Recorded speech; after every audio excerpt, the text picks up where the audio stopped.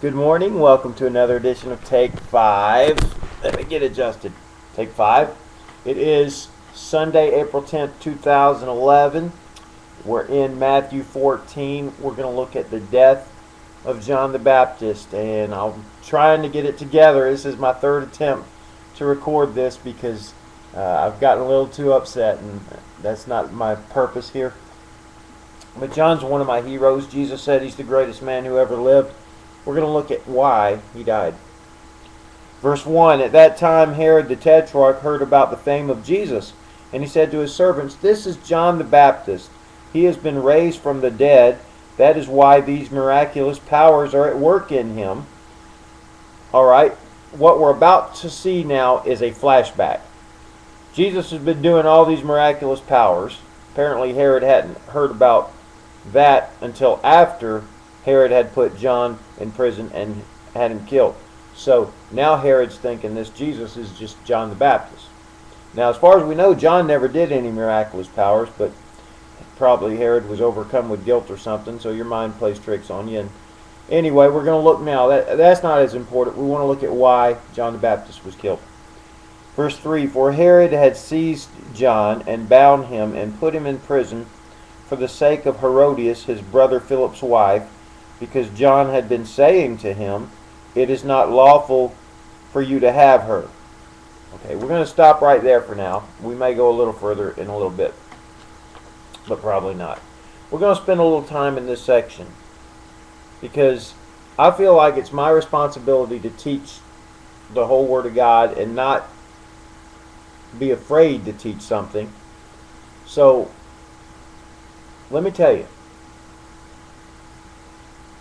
John called Herodias, Herod's wife, his brother Philip's wife. He said, That's not really your wife. In God's eyes, that's not really your wife. That's your brother Philip's wife. Oh, I know by the law you're married to her. But that's not lawful. That's not what God's law says. Now, by the law you go by, since you're the king and you can sort of make the laws anyway and do what you want, I know you got away with it, but you didn't get away with it with God. You stole your brother Philip's wife, and according to Matthew 5, according to Matthew 19, according to the Ten Commandments, you're committing adultery. That was the message from John. And he probably preached it over and over because if you look there in verse, it says John had been saying to him. So John was confronting him directly. Probably publicly preaching, but directly addressing him. Now I'm going to give John so much credit. I haven't even been so bold to call people out by name and directly address them on this broadcast. And there may be times for that. I do believe the Bible teaches you try to go to people one-on-one first. But that's the boldness of John. Nevertheless, Herod didn't like it, obviously. And so he put him in prison. He wanted to shut him up. Now do you see why preachers today don't preach on this stuff? Do you see why? I'm going to go ahead and throw a name out now, since my hero John did.